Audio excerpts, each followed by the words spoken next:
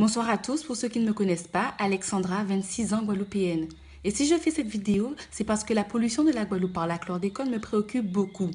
Vous savez, en décembre 2017, l'ANSES a sorti un rapport faisant apparaître l'émergence de deux populations d'enfants.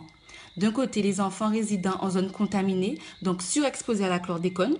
Il s'agit des enfants de basse-terre. Et de l'autre, des enfants résidant en zone non contaminée, donc non surexposés à la chlordécone. En gros, les enfants de la grande terre et des dépendances.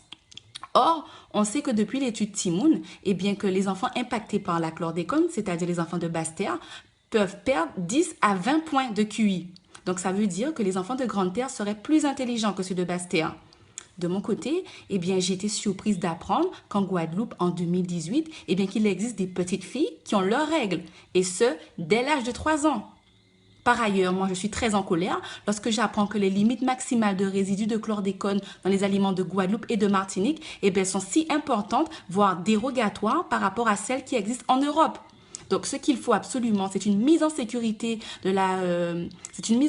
sanitaire de l'alimentation des populations de Guadeloupe et de Martinique parce qu'il en va de notre santé mais aussi de celle des générations futures. Alors pour cela, je vous invite à soutenir massivement l'association Envie Santé, dont l'objectif est d'obtenir la disparition des résidus de chlordécone dans nos assiettes. Donc faites comme moi, allez sur la plateforme KissKissBankBank, KISSBANK.com, tapez en barre de recherche chlordécone.